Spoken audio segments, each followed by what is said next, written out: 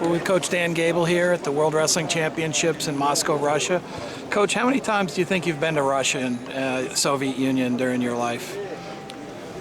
Well, I think I just added it up, and I think this is my 13th trip, and that's a lucky number Yeah. in my book.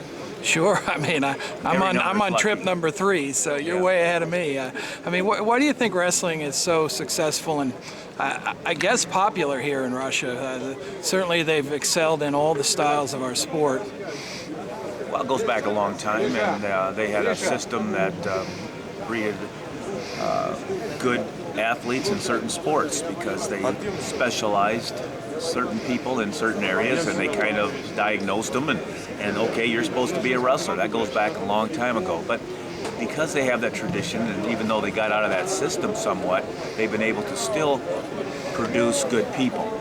It's a little worrisome for me because I don't like to see the sport of wrestling go anywhere but up, and I want to make sure that this new system that they've had in the last 10 or 20 years develops and keeps the sport going.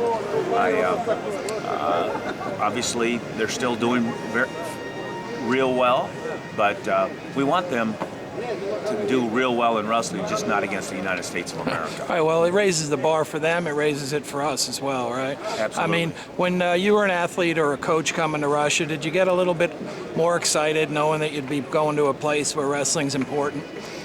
Absolutely, and with that in mind, it meant more to me, even though every match anywhere meant something to me.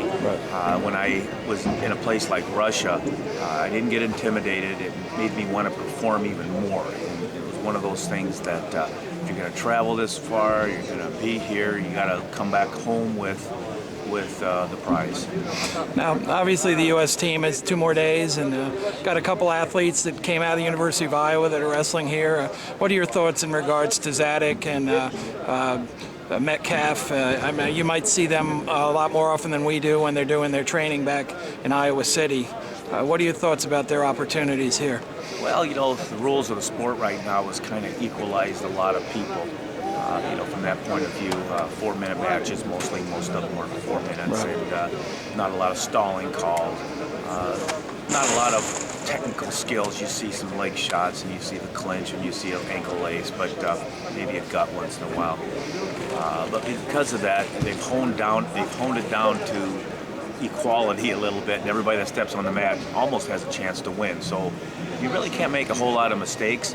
But at the same time, if you have a little bit different style, add a little bit more to it, you get those edges, and that's what we hope the American team has. And I think these are 2 really important days coming up right now, not just for the Iowa guys, which have they have a good attitude. They train with a couple tough guys, those Brands boys, Coach Brands, and those guys have been around the world many times, and they didn't win just on the style that the Russians teach. They looked at it, they studied it, but they also added a little bit of style that makes it a little bit more difficult.